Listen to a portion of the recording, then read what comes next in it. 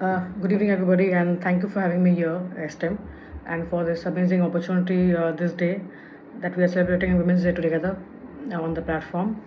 Well, I actually feel that it's every day that we celebrate women, so it's really important to talk on these set criterias today, so at least we could improve on certain things and look at how things are going on as of now, and then how can they be transformed or modified or improvised in the coming years together collectively.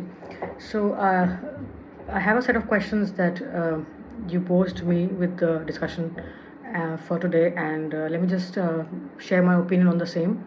So, how can women strengthen the network to uplift and support each other in the leadership roles? So that's the first question that I'm supposed to answer, and I feel that women can strengthen their network to uplift and support each other in the leadership roles by fostering the cultural uh, mutual mentoring and collaboration and advocacy. So building meaningful conversations and connections starts with creating a safe space and open dialogue where women can actually share their experiences. They can face and discuss their challenges and succeed together. So we're not here to push or just to suppress any one particular female in the system, but we are talking about the platforms where the formal and informal both offer opportunities to females to learn together from one another, and also to build resilience and offer solutions to for common for removing common barriers.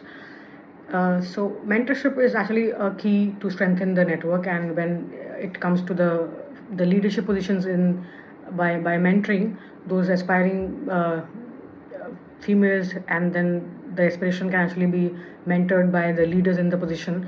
So providing guidance on negotiating and how to go for public speaking, how to actually get things done in the corporate world, by navigating the workplace dynamics, and by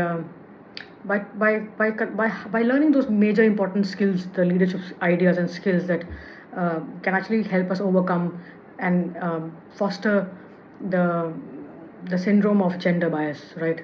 So additionally, women actually can actively seek out and engage in diverse networks, both in person as well as online, and where they can actually connect with their peers and share the resources and discuss strategies for professional growth for themselves. So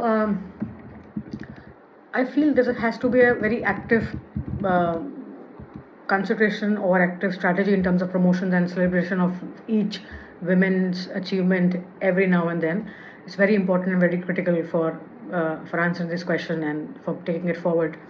So instead of viewing the success of as a limited resource, women can actually amplify each other's achievements and advocate for visibility and ensure that the colleagues receive recognition for their leadership's potential. Even if they are competitors, they can still try to uplift the other leaders in their domain as a peer group, right?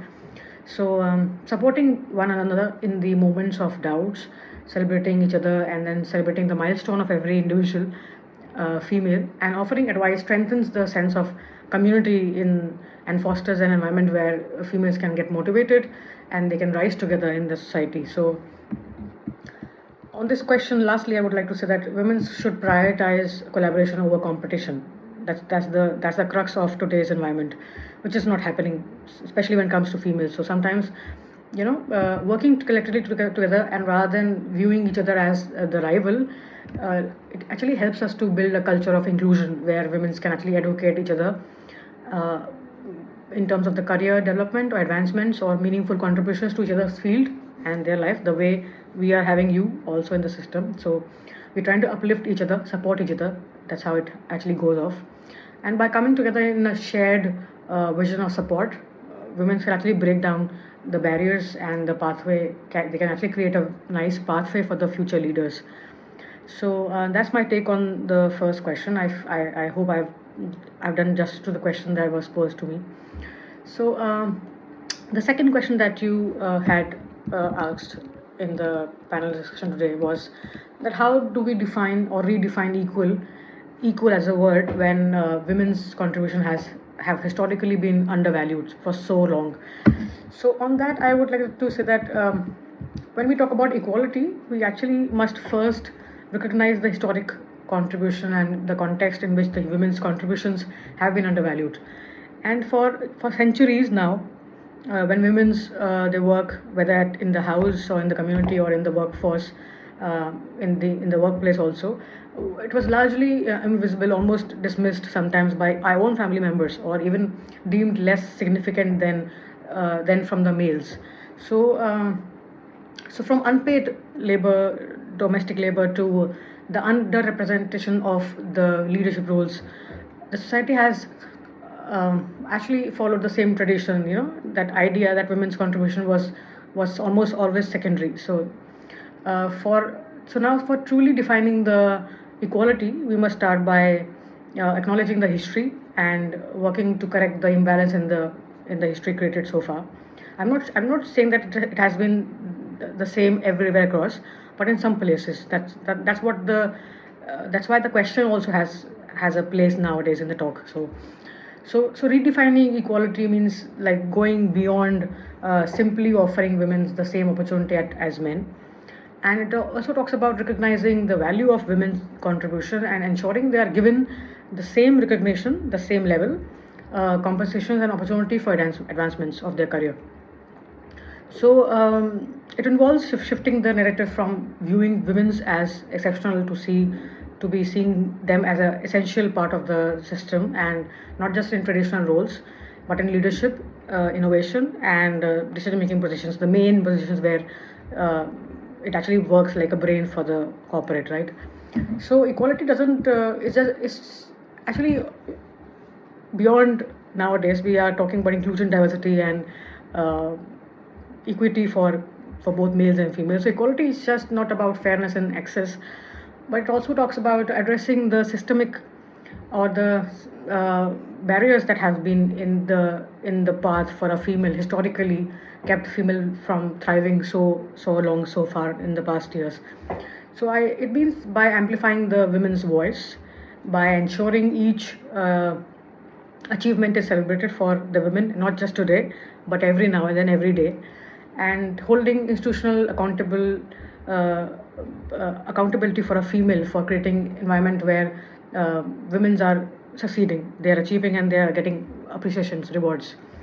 So we must champion women's work, and both seen, unseen, of all kinds, and give them credit and opportunities for what they've done so far. So whatever they deserve. I'm not talking about undeserved because they are female, so they should be given empathy or sympathy, or because sometimes if we talk, and some people may presume and assume this as sympathy for the females. I'm not talking about female sympathy. I'm talking about the deserved position, right? So redefining equal is a call for action nowadays for all of us.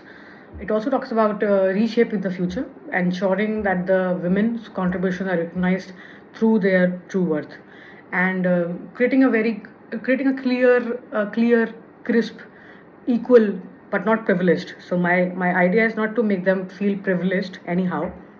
I'm trying to talk about the equality at the same level, at the same pace, but a fundamental right should be given altogether. So to at least participate, get acknowledged, stand equal in the position. So that's my stand on the question.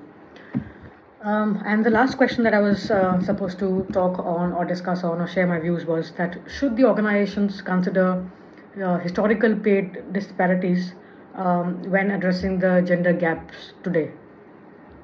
So on that, so while addressing the gender pay gaps today, organizations must not only consider the current pay structure, but also reflect on the historical pay disparity that has been there so far, that has shaped the reason of which we are having the question nowadays. So for long, women have faced, as I've already referred in the past, in my previous answer, the systemic barriers in the workplace, ranging from unequal pay to unequal work to limited opportunities and lack of advancement in the career. So these historical inequalities have compounded over time and resulted in the gender pay gaps that we see today nowadays. So therefore, it is essential for the organizations to account for this history and address the issue as early as possible. And then failing to consider the historical pay disparity means overlooking this consideration as of now. the impact that the decision or this kind of talk has left over decades. So even in centuries of discrimination, when women, particularly the women of color, have often been paid less for the same work. Uh, and if I talk about past, the past over for promotions and for sidelined roles of leadership for women's in the past, so these practices have ingrained into the organization structures, and their effects are still seen in some places today, small or big enterprises, but we can still see it. Maybe the females who are watching the talk can actually relate somehow. So, so by acknowledging this historical context, organizations can actually understand better, and then they can understand the root cause by of pay gaps and work towards the meaningful change, the transformation that we could bring nowadays. And this includes conducting thorough pay audits, implementing equitable pays and practices for the males, females both in the workplace, and ensuring transparency in salary structure. So it also means creating pathways for women to advance without facing the barriers that we have or we have already faced once, and we're holding ourselves accountable for the same. So, which is trying to hold us back. So, so addressing pay gap, I feel, requires more than just fixing the present scenario, but it demands a recognition for past wrongs and a commitment to correct them in the future. So, like reinforcing and checking whether it is done or not. And by considering the history of pay disparities, organizations can actually create a more equitable pay future, and ensuring that women are compensated fairly for their contributions today in the future, but equitably, like on the equal grounds. I'm not at all in favor of privileges, and I personally, as per my own life, I have never seen privileges. I've never talked about privileges, nor have I ever got any privilege as a female. So I'm not talking about getting something because you already are female, so now we should give you a softer section, or we should consider you a softer section of the society. No, not at all. But I'm just talking about what you deserve. So if that is kept into notice and that could be worked on, maybe the society will transform and we'll see a different picture in the coming years. So I'm really hopeful about that. So I would like to end my talk here, and thank you for the opportunity to once again for having me here, for able to share my thoughts, ideas. I'm not here to negatively influence anybody who might, maybe I might have different opinions depending upon the experience that I had in the past or the literature I've been reading so far. So I respect everybody's opinion, and then just a platform for discussions. Maybe the views can mismatch. We can still come to a common ground, but I really feel a few of the changes can actually bring a better and a larger shift. So I'm looking forward to that, and thank you again for the opportunity. It was nice to be a panel member. Thank you. Have a good day.